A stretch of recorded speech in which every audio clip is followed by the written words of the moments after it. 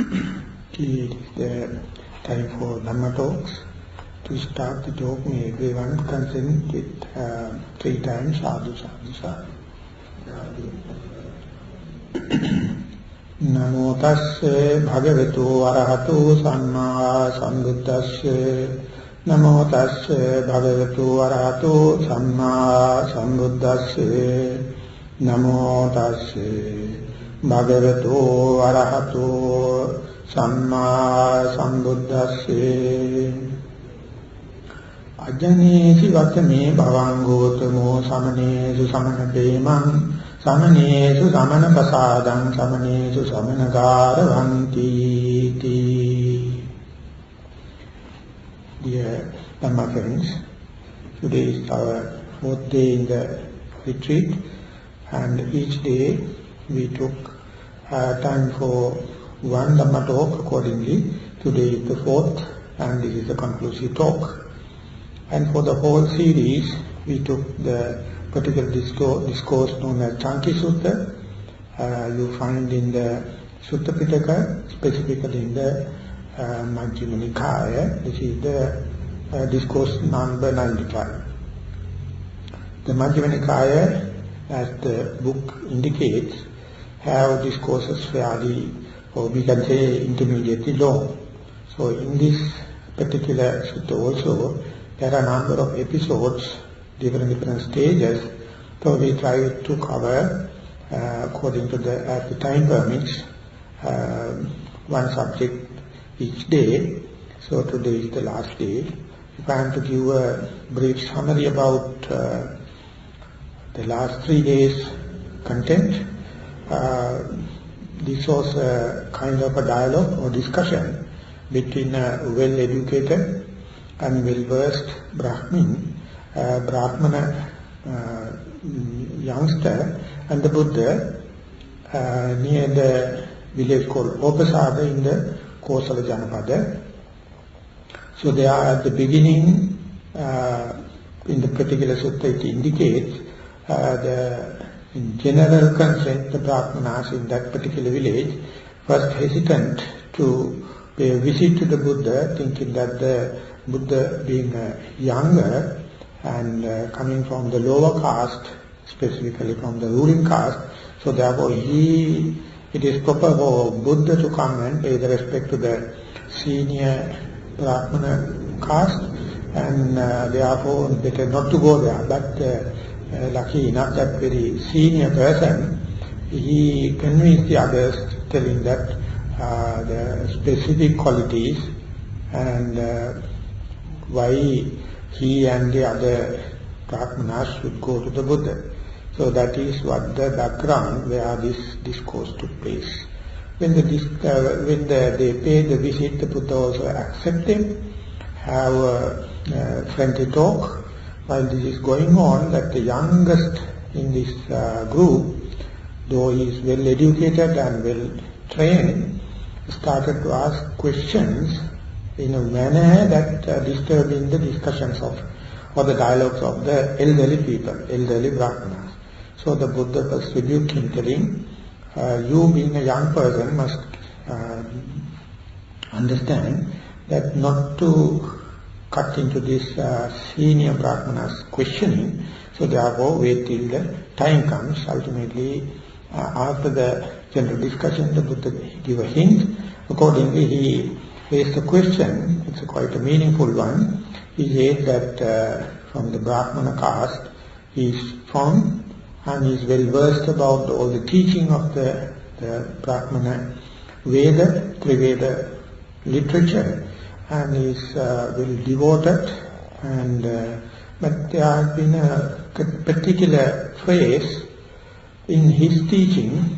There he just wanted to share with the Buddha. He says, I am a devoted person to this Triveda, that 3 baskets taught by this Brahmana tradition. And it says that the Brahmanic teaching is the only truth, besides the rest of the things are false.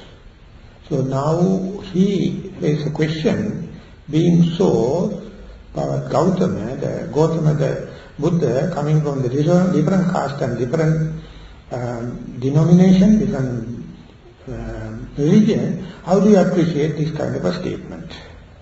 Then the Buddha cross-questioned that particular person. Okay, that you believe that this is you, not only you, everyone believe this is the only truth, besides the balance is wrong. Have anyone experienced it, or has anyone seen that particular truth? And that younger person says, no one claims that they have seen or they have experienced, but they repeatedly mention that is the truth, besides the balance is wrong.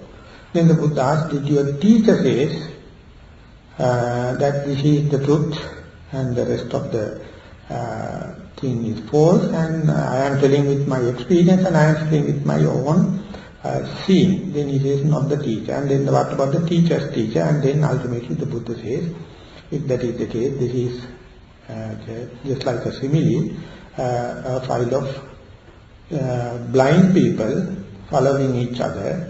The very first person leading also have no good eyesight, and he also blind. And those who are following also, middle and the end, also blind. So under such circumstances you can understand where the destiny is.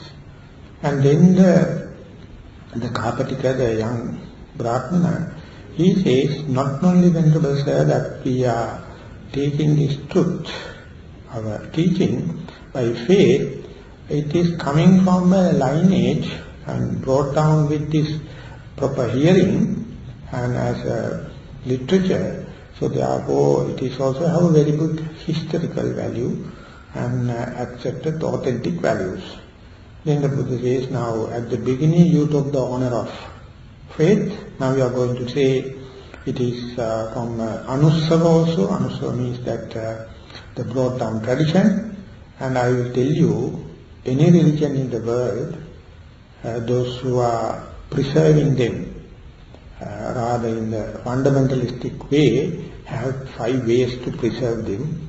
So what are the 5? The faith, the what that you mentioned, and now you are mentioning about this lineage or literary authentic value, and the other one is your own approval, or otherwise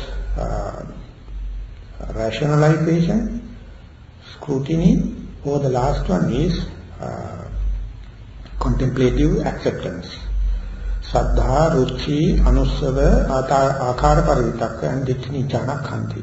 The Buddha says all 5 has loopholes or flaws as to whatever you selected, telling this is my faith. The selected area may not be having the truth. It may be just false, hollow and untruth. Whatever you rejected as not your faith may be the truth, may be the unmistakably truth, and it is full of essence. Exactly whatever you approve, you are liking, also have the same mistake. Even the book knowledge coming from the canon also have the same criticism.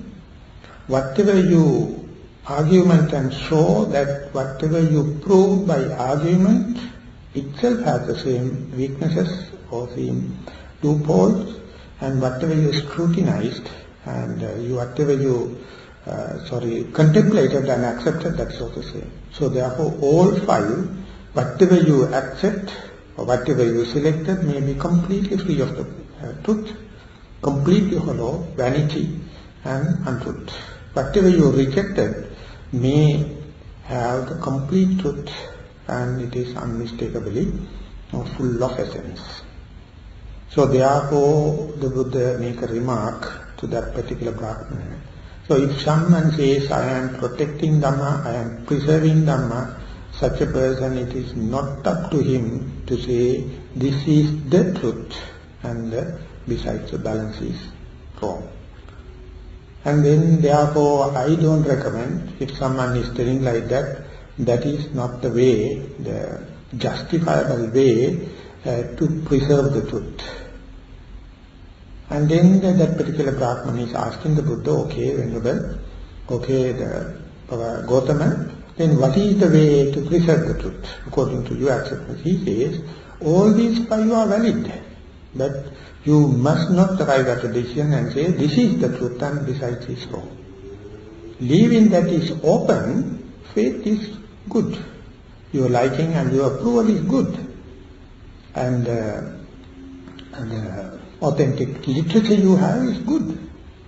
Your scrutinization and your rationalization and your argumentation is good. And your contemplative acceptance is good. As far as you are keeping it open, not to be adamant and say this is the truth and besides the balance is wrong. But I would say even then you are just preserving the truth. You are not reaching it. You are not going into the truth. It is Satchānurakkhana, but not up to Satchānubodha. And then the particular Brahmana is asking, okay, Venerable, the way you explain the preservation of the truth, I accept, I appreciate it, but on that I am asking you again, what is the way to reach that particular truth? What is available in the literature? What is you taken as your faith? What is you taken as your liking or approval? What you have argumented and proved? What you scrutinized and accepted? And then here the Buddha gave the stepwise way how one can reach, starting from the faith, ending up with this scrutinized acceptance, one lead to the other, and likewise it's a chain work, chain action, cause and effect relationship. One is leading to other and going on, keep on in number of stages. And that is to just to realize and verify whether that is going to give any kind of a lasting peace. But even then the Buddha says, after you verified yourself, that complete realization, complete liberation is not with that. It is not be fulfilled just by your justification, just by your mere understanding and reaching it. Then the particular Brahmana is asking, okay, that your method of reaching I appreciate and it is valid, and I am asking on top of that how to establish it, how to completely achieve the truth, how to fulfill this task. So that is the part today we will take the last one as the time permits. So when you are practicing in meditation, there are a number of stages from the Thero, the tradition itself. So when it is happening, it is not happening overnight. It is not happening by one shot or one stage. Slowly, slowly, keep on refining, and as and when, each and every knowledge going to manifest, that particular practitioner, the particular yogi is the first one to understand this is going to give kind of a new approach, new methodology and new experience. It is directly due to my own application. But they are not remarkable or culminating kind of experience little by little.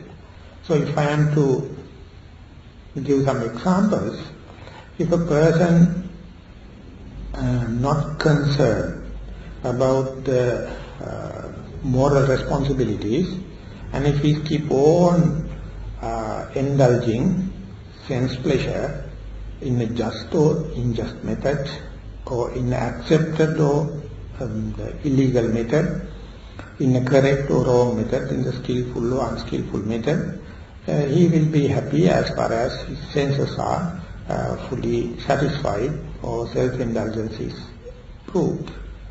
But he ever bound to get frustration and tension. And rather environmental pollution, consumerization, and he definitely knows it is leading to a chaotic situation.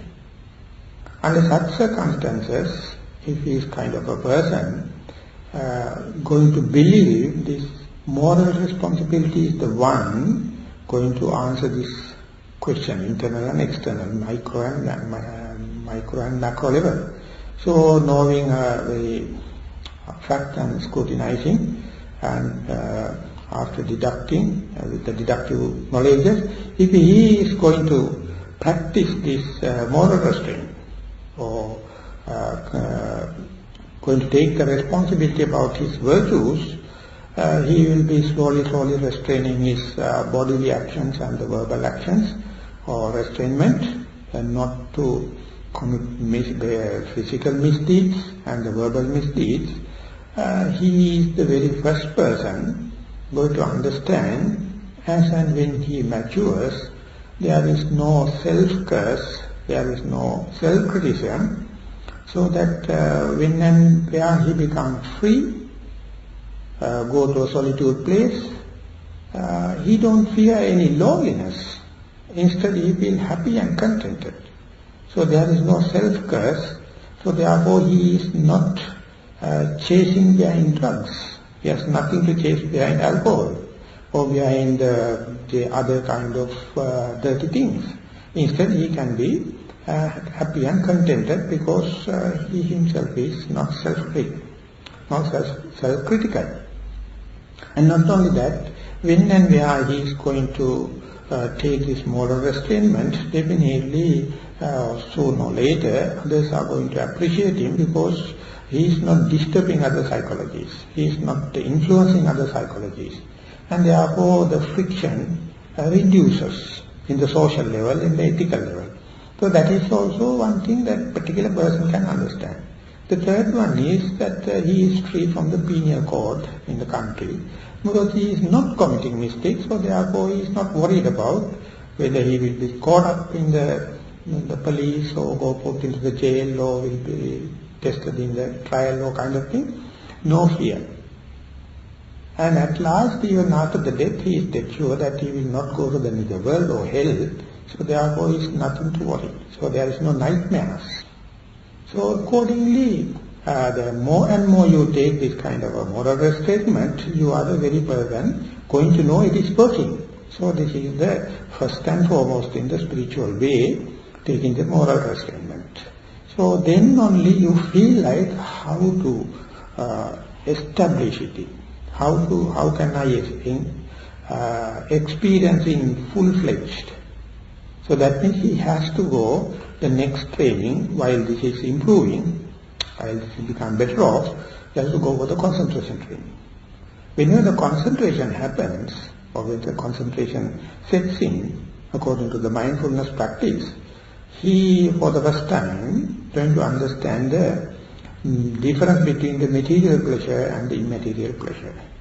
Material pleasure means the pleasure you get through the visual object and through your eye faculty, or sounds, music and your favorites through your ear faculty, and the different smells and scents through your nose, and different tastes through your tongue, and all the kind of luxuries and contact by the furniture, vehicles, and all the kind of through your contact through your body, and your all kind of pet ideas in the mind.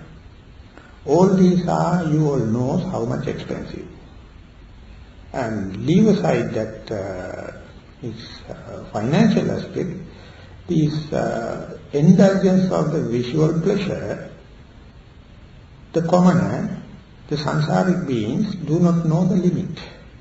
Start with this innocent personal level.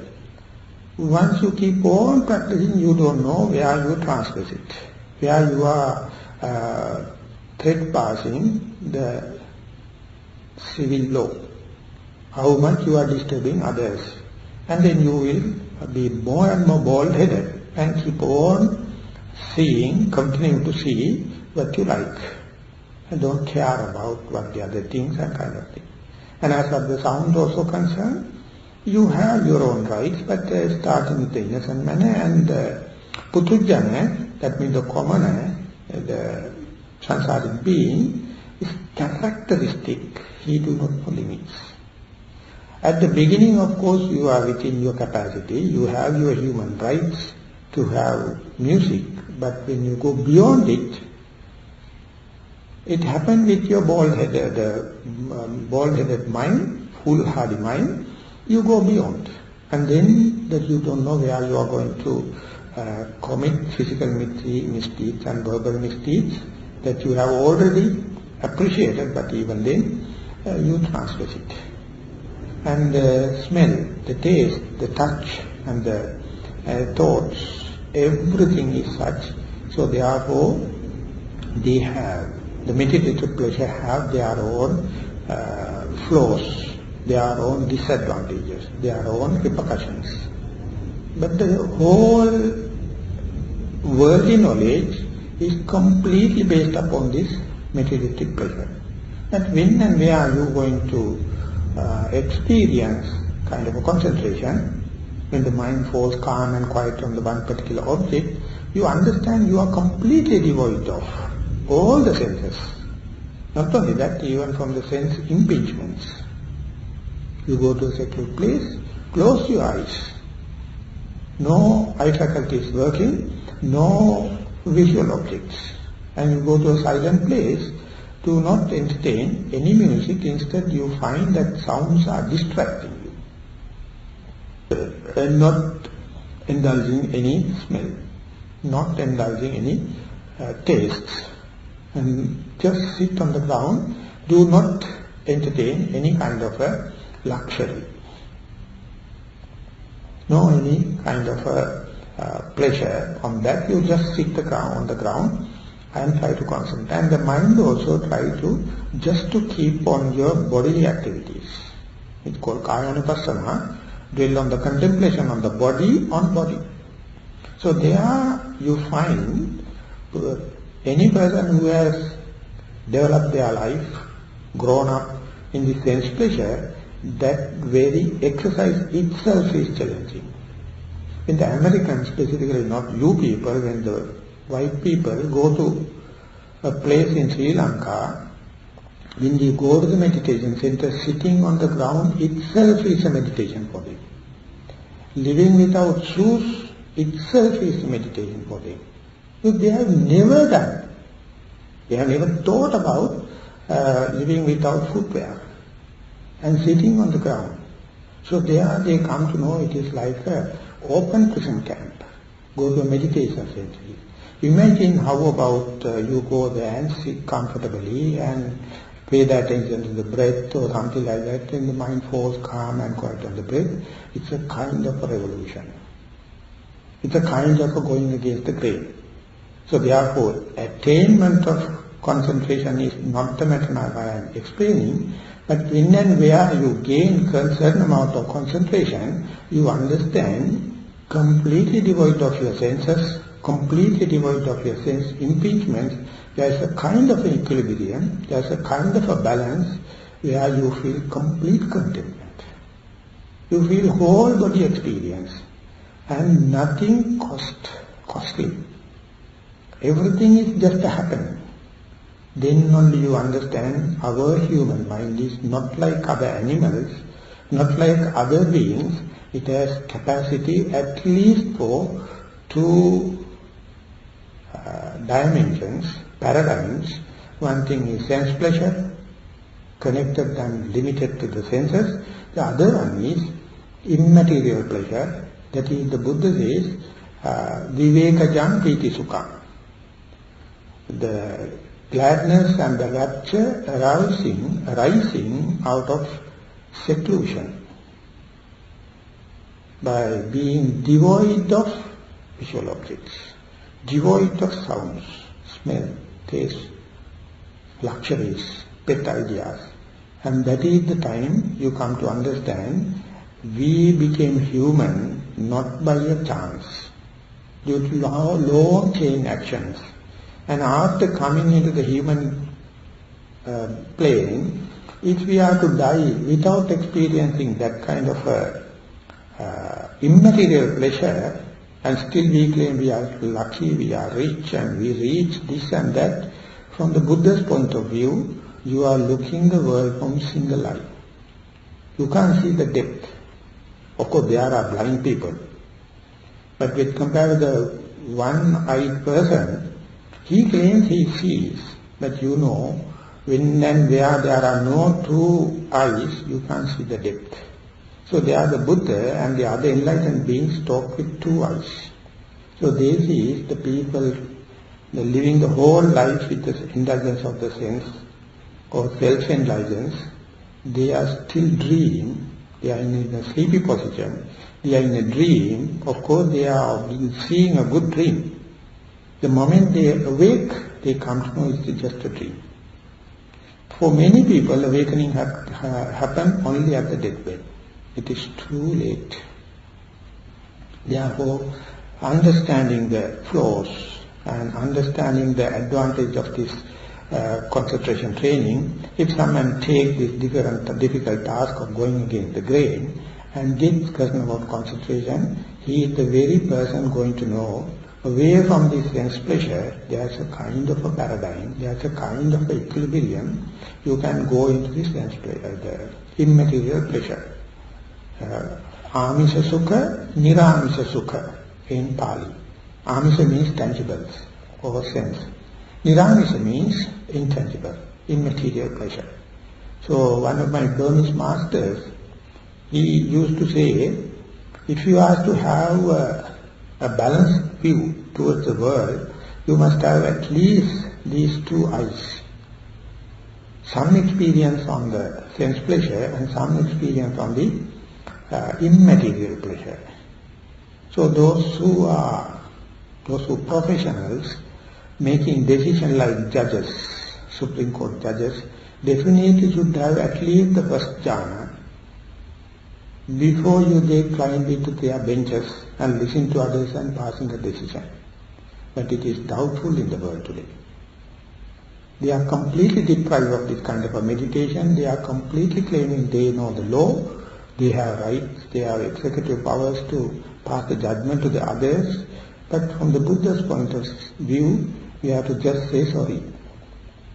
This is the world we are living in. But still the escape is there. Escape is that do practice a little bit of concentration meditation. And when the concentration happens, you come to know there is a kind of a containment, kind of a satisfaction and saturation through this concentration. And that is not this verbal restrainment regarding these virtues, and the concentration is not the intrinsic message of the Buddha.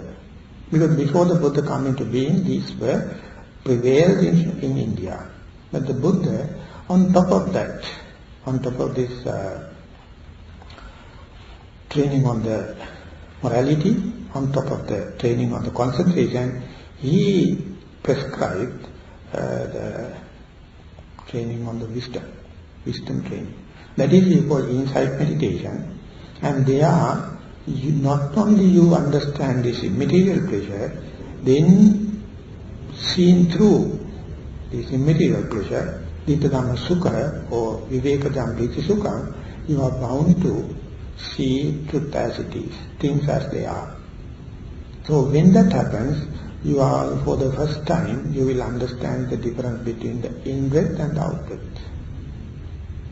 When you are totally, when the mind falls calm and quiet on the breath, if the breath is the primary object, you will understand what are the difference, what are the intrinsic characteristics, what are the individual characteristic or natural characteristic of the in-breath versus out-breath.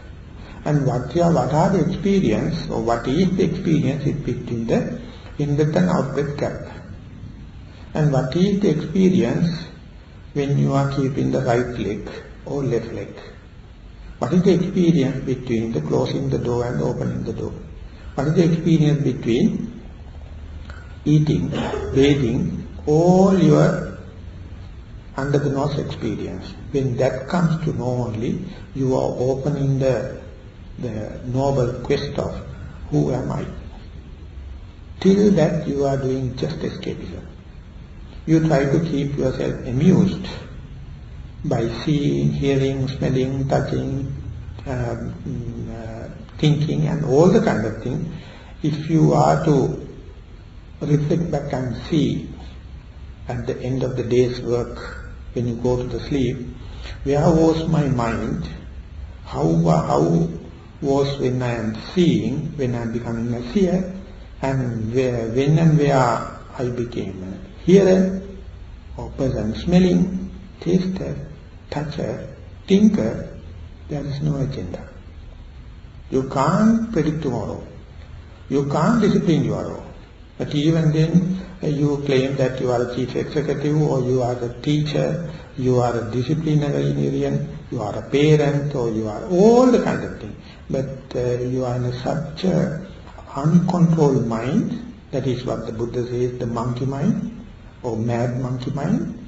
And then you do not know who you are.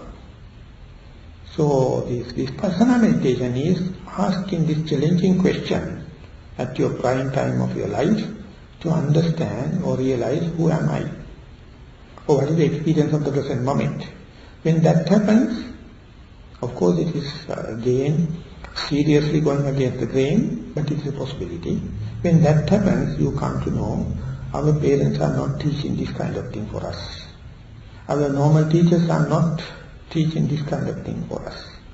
So only the Buddha and this kind of spiritual teachers challenging us, and hardly we take that challenge.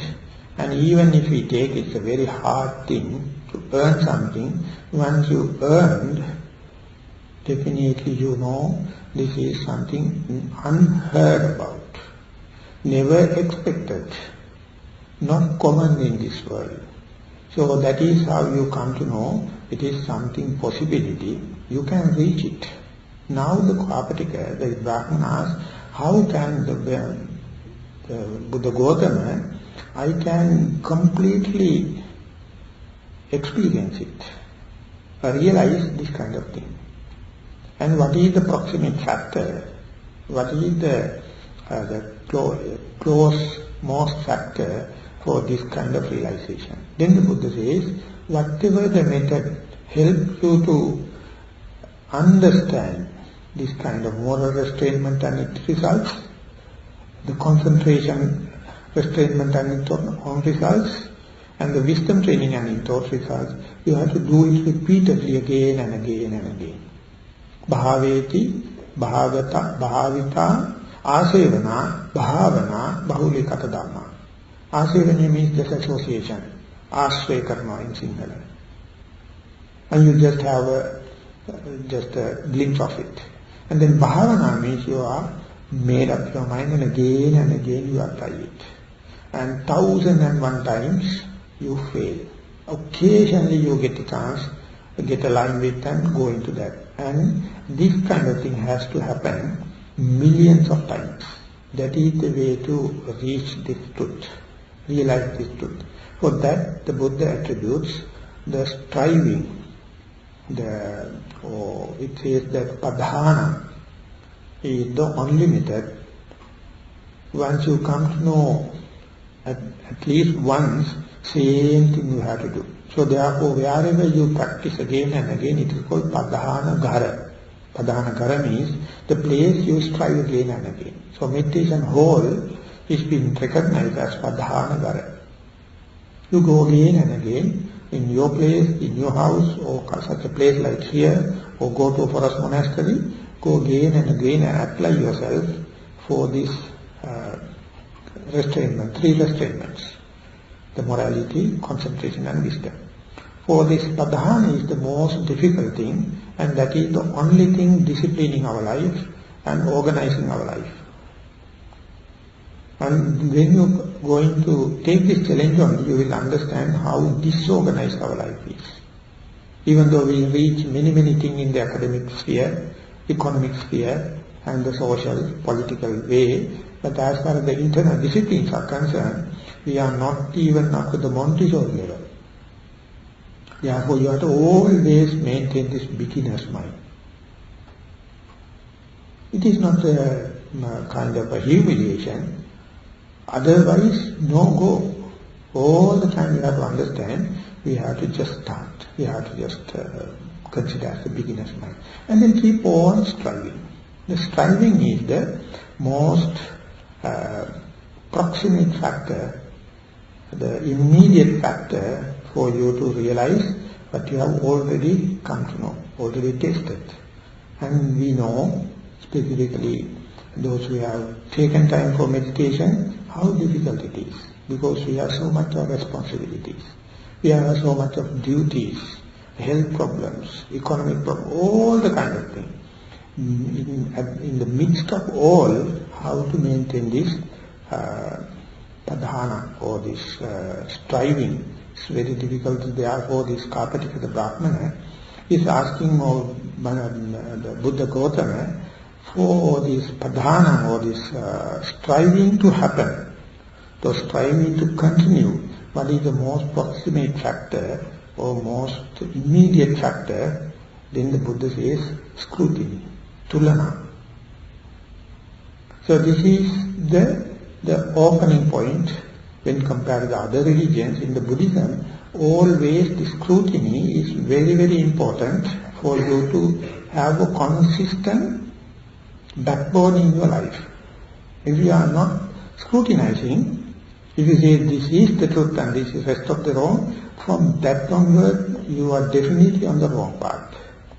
Each and everything must be on the experimental table. You must never going to take any decision, keep everything open. So in the sense, this indicates the middle path. In the life, in the worldly knowledges, we have fairly good understanding of the extremes, the good and the bad, just and the unjust, correct and the wrong.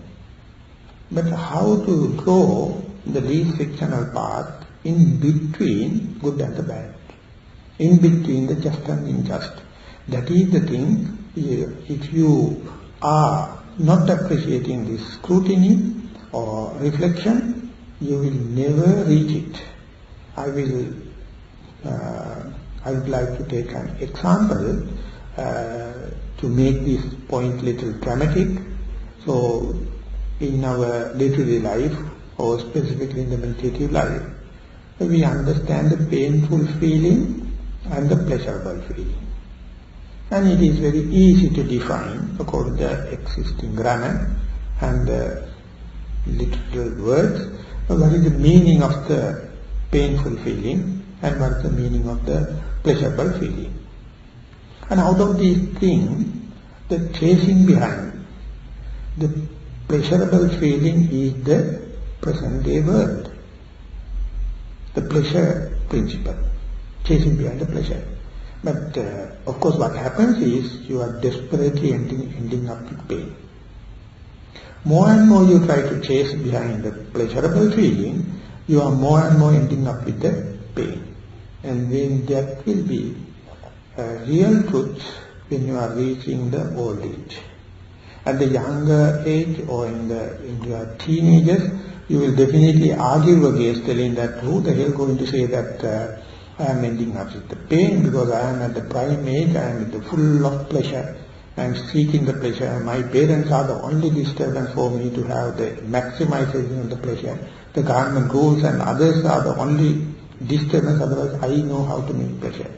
But when you are passing 40s, you will not be so bold. You will understand whatever the appointment you had, end up with disappointments. All the pleasure-seeking games end up with pain. But when you are passing 60s and if you are lucky to live, you will understand everything ultimately leading to the pain. So therefore, as far as you are chasing behind the pain, naturally you are ending up with the pain, and the pain and pleasure never reach to the middle.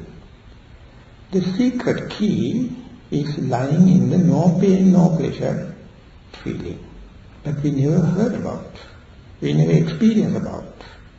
So when we are practicing meditation, for example, I will be traditionally asked to keep the attention with your breath as far as possible. And then the painful feeling arises. As and when it arises, you feel kind of a hatred. Very rarely only I get a chance, and on the meditation marks and the meditation center, when I go and sit, this unwanted visitor comes and disturb me. Therefore, when and where the pain happens, you develop hatred and you react to the pain. Occasionally only you come to know some kind of pleasure, and then you ask how to get it tomorrow also, how to start directly from the pain, leaving aside the pain, how to get only the pleasure, and this game is going on. As far as you have a desire for the pleasure and the hatred for the pain, you are blindfolded, so you are to develop, you are being asked to develop choiceless awareness. When the pain happens or pleasure happens, just consider them as feelings. So one day, accidentally, you may come to understand the pain without hatred, a pleasure without the desire. In a technical jargon, it says the pain is always associated with the dormant tendency, the undercurrent of hatred. The pleasure is always associated with the dormant tendency of pleasure, the desire, maximization. So as far as you have this, you are in the rut. Pleasure is to seek and chase behind, pain is to get rid of. You never understand the normal pain and the pleasure. The moment you are try to understand in the meditative world, the pain and the pleasure as feelings, you will understand most of the time the mind is not associating any pain nor any pleasure. That is, most of the time mind is in no pain, no pleasure. But we have never thought about, never experienced about, because no pain, no pleasure is appear to be no experience, no memory. But the secret of the life, the secret of the middle path, the secret of this meditative or the intellectual path is lying on the no pain, no pleasure. If you do not know how to appreciate it, you are missing the bus. You miss the bus. So the Buddha says, when the pleasure comes, understand it as a pleasurable feeling. When the pain happens, understand as the pleasurable, painful feeling, and do not color them. Pain as always with the hatred, and the pleasure is always with the desire. And when you are going to see, be enlightened towards this pain and pleasure, you find most of the time, majority of the time, you are not experience any kind of pain and pleasure because you are not prepared to see it. You only seeking and chasing behind the pleasure and hating and try to get rid of the pain, so therefore over obsessed with this pain and the pleasure, so you are blind to see the no pleasure, no pain situation. And when you go further and further, you will see most of the time you are with no pain, no pleasure. The moment you understand it, you can understand out of the whole day's experience, only 5 to 10% maybe it is accountable with the pain and the pleasure. The rest of the time you are in no pain, no pleasure. And no one can disturb it. Only thing is you are not appreciating it. So the scrutiny is asking and opening all the doors in between two extremes.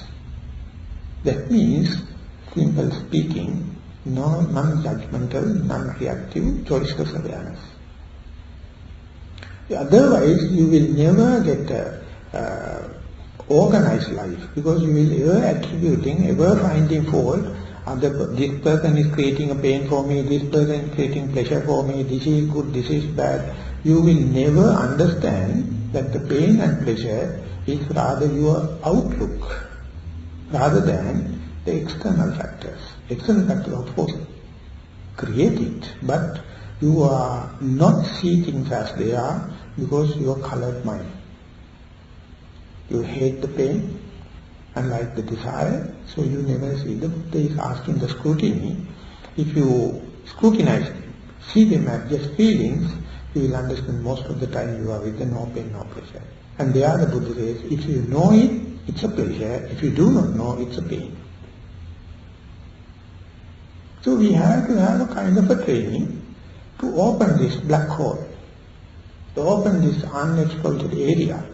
So each and every area you can understand. No good, no bad leading us to the correct path. The path is in between. Don't try to be happy with the good, don't try to be angry with the bad. They are just conventional things imposed, and it's like a software put into a computer. They are external things. But if you are to understand no good, no bad, or choices, awareness of the good and the bad, you find most of the time, and non-judgmentally you can be no good, no bad. Just, unjust. Everything is like that. So this is the place, Tulana. It is evolving in such a way, unbelievable. So much so, your personality traits, your liking and disliking, your personality itself will be slowly reshuffled. When that, if you are appreciating that kind of a change or evolution, it means or accelerated evolution, only you can maintain a backbone in your spiritual life. Otherwise you will always complaining, I can't have a spiritual or organized life because this, because that, because him, because she, because blah blah blah. So therefore Tulana is very important. So Buddha says if you more and more you wish to have organized life, you have to have scrutiny. Or nothing except without scrutiny. But so it's a task. So in the meditation, from starting from the in-breath and out-breath, each and every time it is leading to something uncertain. From known to unknown, goes to the subtlety. When that happens, if you are a real person, wish to have noble quest, to be ready, be prepared for that kind of a thing, that means that is the way you appreciate your Tulana. That means scrutiny. So when you are biased, when you are stereotyped with or premeditated idea that I must see only the good, not the bad, I must see only the pleasure, not the pain, I must see only the just, not the unjust, definitely you are overreacting. So that is very both up, but the Buddha suggests, keep them in at a distance, just see them in a distance observation, the passive observation or choiceless awareness, and then only you can see the middle path. Therefore, that to have a consistency in your spiritual life, the scrutiny must be there. But it's very difficult because that our mind is so stereotyped. In the computer, memory is already filled, so very little space to work with. But when you keep on practicing, you find so much of possibilities. This openness or large scope never violate social rules, never violate the ethical code, never violate your economy, never violate your political status. It just gives a new opportunity. So therefore, for this kind of scrutiny, I would suggest internally you have to be prepared for that. Externally, if you know any other that kind of people, noble people, highly people, they never rush for a decision. Instead they are scrutinizing and they are investigating, and this is the only good vibration. You feel like continuing in the spiritual life. Otherwise, 1001 reason for you to give up and go, telling that this world is so nasty, it is so unjust, and it is so polluted, it is so consumerized. How can I, an individual, do? But throughout the world is like that. Person who knows how to find the middle path, they keep the scrutiny and investigation. Therefore, investigation, as far as you are investigative, you can say you are rejuvenating. If you are caught up with stereotype ideas, the fast senility, falling into old age happens. Your senses becoming completely corrupted, and it will be rusting, and fast maturity happens. Maturity in the sense deterioration. But to keep that scrutiny, you have to be prepared with the theory knowledge and kind of information knowledge, as well as experiential knowledge and association with the good friends. So it's an endowment if you can have it. But even then, those who are practicing understand how difficult, because it is not the way of life. Our life is so stereotyped. We have our set likings and dislikings. We try to maintain our personality trait at any cost. But as far as you are appreciating this scrutiny, you are ready to test with them, try with them. But the Karpatika, the Brahman is asking, being it is very difficult, what is the proximate cause? What is the proximate, immediate cause for you to maintain this scrutiny? The Buddha says, it is that utsaho. Utsaha means that will. You must have the will to practice. You keep on like that to maintain this trend. So that is becoming more and more personal. And therefore you can't influence others' will. You can't employ others' will too. So therefore you must have your own will to keep on, just to keep the situation open. In some people put it like that. It is keep the issues, study the issues, scrutinize the issues of phenomena with evenly suspended attention.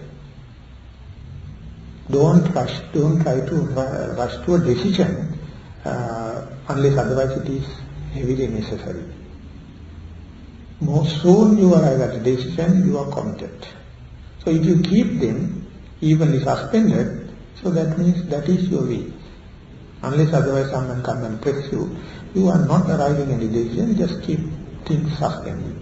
And then you find many options are there. For example, if you are end up with an unsolvable problem and difficult to answer it, and you can't sleep, and overnight you are toppling this way, that way and thinking, but if you have the will, better to sleep, and tomorrow morning I will let me know what is the combination. And if it is not so, wait for the next day. 2-3 days time, all the unsolvable problems will be solved. And most of the scientists found these complicated formulas while they are sleeping, or while they are resting.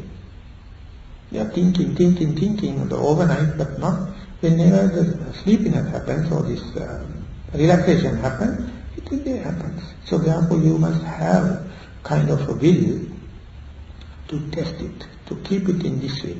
So there you find that you are going against the grain like, because our linear type of education never allow this kind of thing as an our privilege, as an our endowment. It says, this is the formula, this is the sun, you have to put that formula and sun, work it out and get the answer. But for the life there is no formula. So ever you have to assimilate it. So therefore, don't discourage, thinking that I am the most unfortunate person in the world, all the difficulties are coming along my way. No. Every one of us are in the same boat. The person who has the will has a full-fledged battery charged. If someone has no will, no one can help you. So therefore keep the will as much as possible. That means utsaha, you never give up. Sometimes you withdraw yourself, and then even then it is not full giving up. Whenever you recuperate it, again you take it up. And if such the case, you will definitely find your own ways and means. There are some people, they can't sit and meditate because they fall asleep. So again and again falling asleep, when and where silence comes, when and where the mind becomes calm and quiet. Under such circumstances, they have to meditate standing. So if they give up and say that I can't meditate and sit, definitely they will go for indulging of the pleasure and kind of things. If they can find that it is while they are standing, they can do it. Some people find it is too much of thinking and too much of fantasizing, daydreaming, and very difficult to sit and wait, because soon you close your eyes, all the hallucination and mental configurations are going to come. Under such circumstances, you can do walking meditation, open eye, do in the slow pace, walking up, down, pacing down, and that will be an answer. So in the meditation center, definitely they will ask you to sit and meditate for 1 hour and then go all the time. But if you are not giving up and practicing, you will find 1,001 many ways as far as you are not giving up. So therefore, the scrutiny, everything will be fertilized if you keep on practice. Practice means that without withdrawing yourself permanently, but applying yourself again and again. So therefore the Buddha's answer for this maintenance of the scrutiny is the will. It is in Pali, it is called Utsaha. And for the Utsaha, or this will, in the Kapatikas, what is that? The proximate cause. He says the first, the resolute faith. If you have not resolution, if you have no determination, this is the way, I am just striving along that, you will easily find alternatives. If you go to a country like Sri Lanka, there is now upheaval and popularity in meditation. But if you go and ask any person, what is the kind of meditation you do, they will give a list. They will, I am doing Metta Bhavana, I am doing Buddhanusati Bhavana, I am doing Maranusati Bhavana, I am doing this, that. All the list they come and say, and if you ask what is the most effective one, I am not worried about that, I am just doing one after the other. And who is the master? I have 1,001 masters. So there is no such a resolution, there is no such a determination. Under such circumstances, you will be digging holes for dug wells everywhere, but you never reach the water fountain. Likewise, it is no use. So therefore you have to have your own resolution. Otherwise, it is just, in a sense, wasting. So therefore don't try, but strive. As far as trying, there is no continuity, there is no accumulation of the experience. So therefore this, the first, the seed, or the resolute faith is very important. And philosophically, the Kapataka is asking, what is the proximate cause for this zest or zeal or the resolute faith? The Buddha says, the reflective acceptance. You must have many thousand options. So you have to reflect upon each and every and accept one as the priority.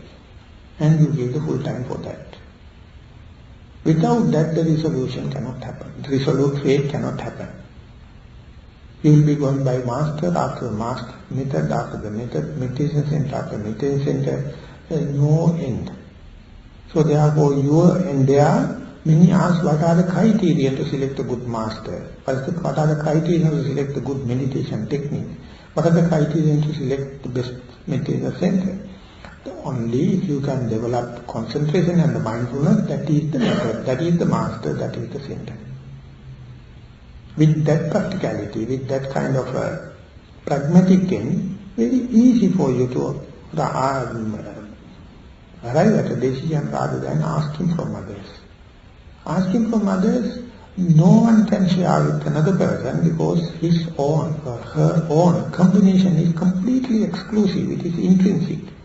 We can give general instructions, but you have to keep the mindfulness and the concentration as the foremost thing, and whatever may be helpful for that.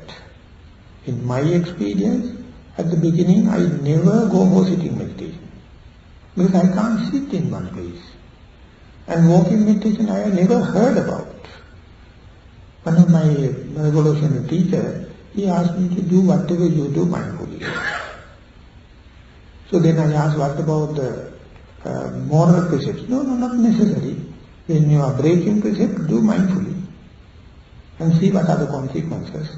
When you are doing good things, do mindfully and see what are the consequences. And that is the only thing.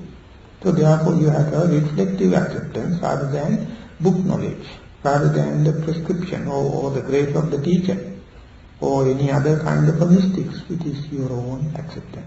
For that you have to have the number of combinations. It is not the distraction, but it is the richness. We have 1,001 options. But reflective knowledge, if you apply, you can select what is to give the priority. And in that sense, the Buddha says, I am sorry, I can't help you.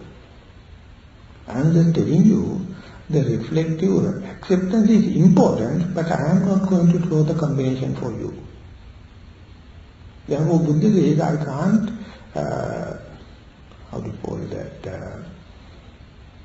give the liberation for you. I am not the person to rescue you. I am just giving you the method. But anyway, the reflective acceptance is important. Otherwise, you are beating on the bush, beating at the bush, rather than shooting to the target. So, of course, with that beating at the bush only ultimately leads you to the how to shoot the target. So, therefore, theoretically, you have to accept that reflective acceptance is very important. For this reflective acceptance, it says that examination, adjupekkana. So that is the Buddhism and the science come into some kind of parallelism. The examination indicates it must have repetitive capacity. Wherever you do, it must give the same results. In one time, one example, one result, and other time other, that does not indicate. Examination means you understand the value of this mindfulness in day-to-day activities, in walking meditation, in sitting, while you are doing wrong things, while you are doing correct things. Everywhere this should have a kind of applicability. This examination is the highest potential we got as human beings. You can't expect that from the beasts. They don't have this examination capacity. They are highly bounded with their instincts. Their the genes are really limited. But being human, we are completely open for the examination. But if you are not using it, exploring it, that is up to you. So Buddha, in that sense, not a religious master. He is a scientist. He is asking complete examination. Not after his enlightenment. Buddha to be, he underwent number of masters, at that time specifically with the concentration meditation. He mastered the theory quickly. And then day before Buddha to be, got an invitation from their master, why don't you stay with us and share the disciples and run the center. Then he said, that is not the quest. I am telling by mastering this, nothing changed. The same configuration, same personality, same liking and disliking, same destiny. He just wanted to go experimenting. In that sense, the renunciation is very important. But you can do your own experimenting up to the capacity, up to the limit, the freedom you have in your normal day-to-day life. No one can object you. It's a human right. You can do with the good and the bad. You can do with the pain and the pleasure. You can do with the correct and wrong. Everywhere, don't try to fight with them. Just try to be aware. Just try to be open and choicelessly be aware of anything. No one can find you as a culprit. Just by mere observing the good and the bad in the equal bargain, it is not a crime. So that is the way that you are exploring this the examination, or this again a kind of a scrutiny.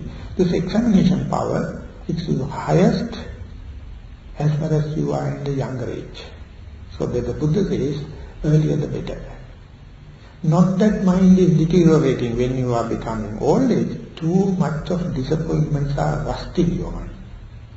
Towards the latter part of your age, everything is a disappointment. You can't see things properly, you can't hear things properly, you can't smell, you can't. All the kind of thing you have to have a gadget. And then you are not sure. So therefore this examination is very high in the younger age, but sorry to say, younger age we are full of so obsessive sense pleasure. so obsessed with self-indulgence. So therefore, examination or examining capacity we are bypassing. So therefore, if you are to keep examining this thing, you will be ever alert. For this examination, the Buddha says you have to memorize the good Dhamma, the good teachings, from those all spiritual masters. And not by keeping them in your books or keeping recorded in the other gadgets, but you have to record by heart yourself. And yet whenever the good thing happen, memorize them. Keep them in your memory, and then mind is usually scrutinizing and check with the new idea, with new invitation, with the new challenge. Am I going to take the priority and going to test it? And if I am going to test, what will happen? Am I ready to take the consequences? Or should I find fault with the person who suggested? Likewise, it is keep on examining as far as you give new ideas. And there the Buddha says, never our mind will find the middle path by itself. Always you have to listen from the other one. Because our mind is always perpetuated with, obsessed with the existence, maintenance of this suffering. Never think about the getting rid of. It is in a vortex, caught up. So therefore one of the liberated person come and say, yes, you are caught up in the vortex, but you can be liberated. For that you have to maintain your examining capacity. You have to have this reflective acceptance. Then you have to develop the seal, and then you have to go for the will, and then scrutiny, and then the strive. So therefore this listening from the others was the only method during the time of the Buddha. Whatever you listen, if you are not memorizing, keeping it, no way. For example, if you are keeping a pot under the open tap upside down, no use. You have to keep it in a proper way, standard way, then only you can collect some water, not otherwise. Likewise, when you are listening, if you are not, if you are other directed, not keeping, no use. So as far as our maturity comes, whatever we are going to listen won't go into our heart. When in there it is ready, you feel this is something new, this is something challenging, this is something I never heard of, I have to try life. So that is for that such memorizing, the proximate course, as a question and answer goes on, the Buddha says you have to hear. What you do is you hear your own inner chatter. Always you listen to yourself. Whenever you close your eyes, you keep on chattering, never ending. So you have no chance to listen to others. But completely Buddhist tradition was oral tradition. The well-known people, experienced people, give ceremonial talks and others go and listen. That was only teaching technique. So therefore, you must not think that I am fully satisfied, I know everything, therefore need not have anything like the kind of arrogance must not be there. You must develop the beginner's mind. Occasionally you have to go and listen. And that listen going to give kind of memorizing, and then only the examination can happen. This normal listening and to listen to the Dhamma is quite a different thing. When you are listening to Dhamma, that means kind of a spiritual thing, you have to do it with attention. Kind of a respect. In Pali it is called Dharma Gaurava. So therefore there is a traditional setup. One person teach and the other listen, and there are that you are not respecting the particular creature, but you are respecting the facts, respecting this content. So therefore always the Dhamma talk or discourses is quite different from normal lectures. So even if you are to listen to even a very serious and well thought talk with that normal kind of way, it is just like keeping the pot upside down under open tap. So it's it's kind of an art how to listen carefully or giving ear carefully. So for that, one time listening is not enough. To reach and listen again and again. Even in the present day, you can easily replace it by reading books or any other teaching materials, but when and where you find it is addressing deeply, but to listen again and again. It is called Pairupasana. That means that association. Associate again and again. For that association, you have to go personally. Present-day teaching techniques that you are waiting till the others to come to you. But in Dhamma line, you are walking, you are going, you are reaching the place wherever it may be. So therefore, during the time of the Buddha, some people walk about 27 days continuously hearing the Buddha appeared. He had omniscient knowledge, so he was walking. There is no other way. So therefore, I heard one of my Muslim person, when we go to their school, there were some sayings written in Arabic language. I asked what is the meaning. He says, if the truth is available, you must walk even up to the China. You have to go, no other way. So therefore, when you are expecting that kind of a serious thing, again and again, reaching, going there is very important. For that only, your faith is important. If you are not the faithful kind, you will think that you will not give any additional, any extraordinary attention, and you will equally rate it with the normal sense pleasure. So therefore the Saddha means the faith is important. So each and every link is working as the connected way. So ultimately what the Buddha says is, the carpenter who reached the Buddha, maybe by accident, it is the most important thing. Because he has reached the proper person. And then Buddha says, if you have that Saddha, listen carefully, scrutinize again and again, put it to practice, and if it is going to work, do it again and again, then not that your book knowledge that you are talking, that this is the truth and besides the others are wrong, this one is something verifiable. This truth is verifiable in this very life. In that sense, we can easily measure. All the other religions are talking about kind of liberation, but after the death. But the Buddha, he says, no, that you can get the assurance in this very life. So therefore, completely different is there, because this is something you apply yourself and come into being. But the early part of the spiritual quest, you will just understand very slight, external, mild things.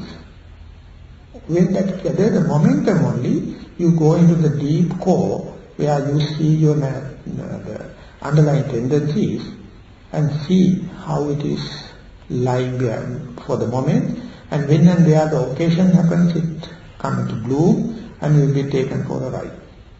So therefore the moral training is dealing about this transpersonal kind of gross defilements. That means your physical and verbal misdeeds. Once you have come up to a certain amount of control, you are being asked and presented with the concentration training, that is to do away with these hindrances like the desire, the hate, the sleepiness, or agitated mind, or doubt. When these things comes removed only, you see your real nature underneath, and that by external appearance never appear something wrong. It appear like general, but when and where it gives the proper chance, it sparks and going to give into these hindrances and ultimately the transgression. So by controlling this physical and verbal misdeeds and the concentration, then only you will see things as they are. So therefore it is always called a gradual process. Never that happening overnight. So you have to apply again and again. So meditators usually are in the middle area. Their attention basically goes towards the concentration. So therefore, to have the concentration, you must develop mindfulness and should not try to accelerate yourself. Let it happen in the normal course, never giving up. When you go there only, you can see through and understand the character traits, likings and disliking, your personality, and then only you can understand who am I. And the Buddha is in the safely he says, just mere understanding, just mere seeing itself is enough. Or in the sense the diagnosis itself is the remedy for the disease. If you without diagnosis, whatever the chemical you are going to give, whatever the medicine you are going to give, no avail. So first and foremost is diagnosis. For that diagnosis, there are no gadgets, there are no formulas, unless otherwise you refine yourself. By mere understanding the diagnosing the thing, answering. That's simply exactly that Einstein also mentioned about the mathematics. Whenever you understand the sum, answer is there. So you have to take a lot of time to understand the sum. But now in the present day what we are going to do is we are just treating symptoms. You never understand the disease. So therefore never ending. So in this method you are really going into the deep, and it's as I mentioned, it's going against the grain line. It is not an overnight thing. Again, slowly you have to do. So therefore this particular sutta is in 3 tiers, 3 layers. It's dealing the issue in rather in a philosophical way, but not only for the people have the moral restraint, they also have kind of application here. But those who have the concentration training get the better understanding. The highest benefit of this kind of a discourse is for those who are geared for this wisdom training. That means insight meditation. More and more you go there, you have to listen this kind of thing and scrutinize them, keep on practice. While doing the next social aspect that you have to take care about, association with the good friends. For this Saddha, the faith, most proximate factor is the good vibration of the peer group, your associates. And if you have a chance or access to noble friends, that at any cost you have to keep it up, because that is the only one keep your faith. Faith is here not that blind faith, unfounded faith. This is something verifiable. So that is why we are meeting together, talking each other in the Dhamma talks, discussing, doing sitting meditation, doing walking meditation, and try to maintain this mindfulness day-to-day activities.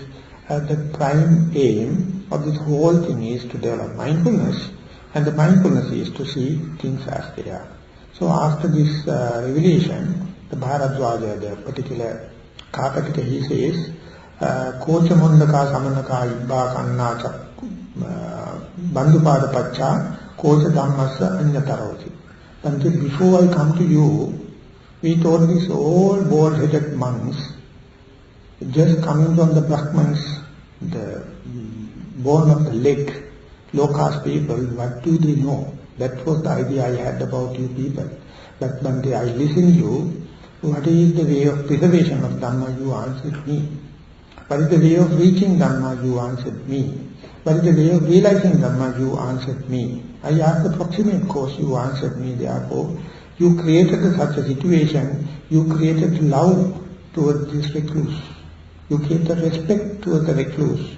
I believe you, Bhante. Therefore, today onward, I will take refuge of this Buddha as a gem. And he became a complete devotee of the Buddha, and he changed his view. Earlier he was completely believed Hinduistic, but now he wished to take it up. So this was the little end of the discourse. With that remark, I also thought of concluding my talk. And as I mentioned, these things have the theoretical knowledge and some kind of deductive knowledge and kind of practical knowledge. try to imbibe as much as possible and put into practice and see whether it has any value for you, and that is the sole purpose of this retreat as well as the talk. Thank you very much for listening.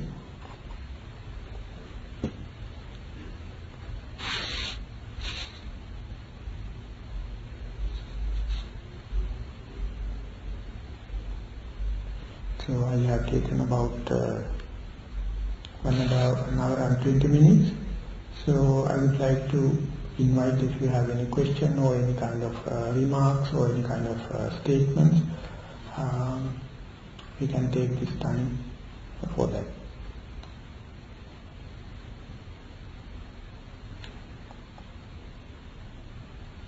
Otherwise we are going to end up the session with sharing merits with all the seen and unseen beings and all the our passed away and the living relatives, and straightening our objectives. So before that only I thought that giving little time for any questions, if there are any questions.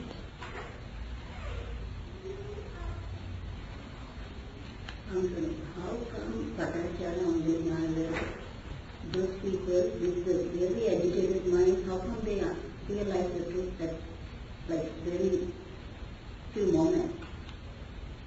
That is the way that if it is a gradual process, how such a electric kind of change can take place. And many are undergoing so much of gradual process, but there are some cases electrically, immediately they come into contact with the Buddha and they realized it. Because that their mind is well refined, but externally, due to the association, there was some rust right round. And therefore the Buddha, when he is preaching and teaching, he never addressed to his personality or outer crust. He addressed to the inner truth. And if the particular person can shed off and see through his external liking and disliking and get the message into the heart, is communication. But in our case, always it is go through our liking and disliking, our personality traits. So it takes long time to digest, long time to acclimatize into what is happening. But it is a possibility, it's a matter of time. And yet another answer is, for the Dhamma, or for the truth, time is immaterial. It is happening quickly or long, time is a convention for this conventional world. But for the Dhamma, it is beyond the time. So for unenlightened beings, it is a matter of quick enlightenment or delayed enlightenment. But from the enlightenment point of view, they are just forms. They are just manners, shapes and the labels. So therefore, it can happen. For traditionally it says that they have perfected perfections, so therefore quickly they can go. Example given is during the season of the mango, the fruit is, a tree is going to put up a lot of fruits. But after a while, everything comes into the maturity. In Sri Lanka, we climb the mango tree and to pluck them. So when you are climbing itself, 1 or 2 fruits will fall, because they are already ripened. But the maturity are not yet. They have to pluck them and smoke them and fumigate them and get into the maturity. The process is there. But 1 or 2 fruits will fall because they are already maturing. Just by climbing the tree it falls. Likewise, wherever you go, you find that kind of quick people. We don't know who we are, and whenever we are also realizing, it happens in 1 second. At that time, all the outlookers will say that that particular person came and immediately come into being, but it is due to our momentum, it is due to the propellant, the propulsive power. So that is very difficult to rationalize.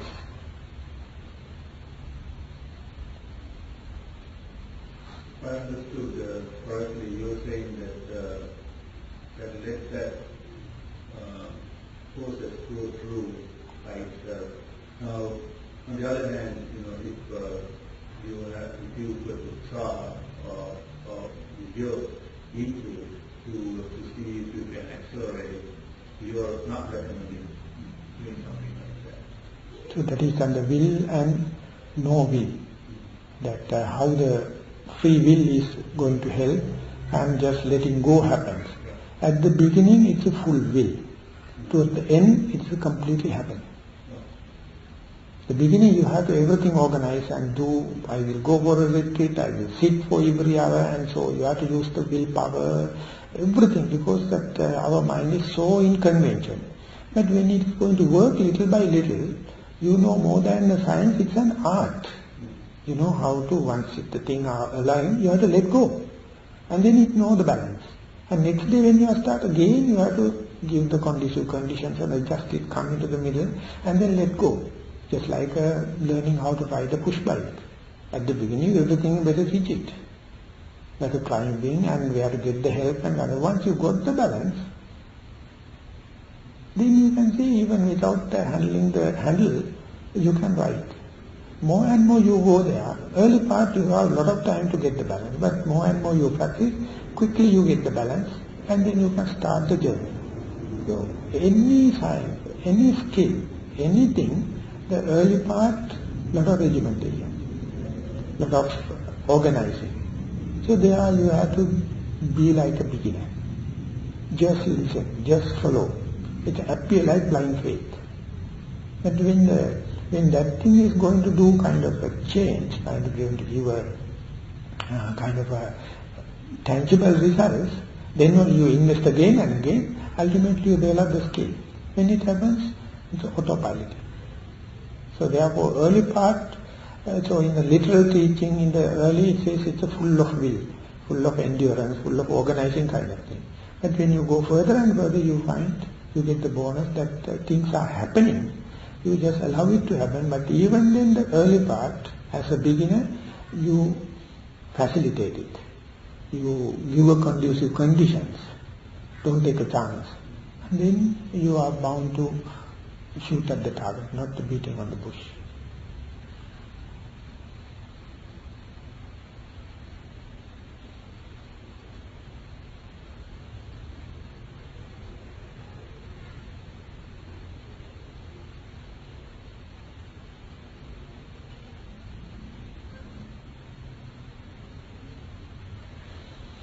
If there are no questions, we will traditionally, the traditional way we will chant the stanzas and finish the session. Ittavata janammehi sambhatam punya sambhadam sabbe divanumodantu sabbadam patti siddhya. Ittavata janammehi sambhatam punya sambhadam sabbe bhutanumodantu. Ittavata janammehi sambhatam punya sambhadam sabbe sattanumodantu sabba sampatti siddhya. Akasattha cummattha divanaga mahitika punyantang anumoditva cirang rakkantu sasana. Akasattha cummattha divanaga mahitika punyantang anumoditva cirang rakkantu desana. Akasattha cummattha divanaga mahitika punyantang anumoditva cirang rakkantu mangparang. Idang vo ñātīnaṁ hotu sukhitāvantu ñātiyo. Idang vo ñātīnaṁ hotu sukhitāvantu ñātiyo. Idang vo ñātīnaṁ hotu sukhitāvantu ñātiyo.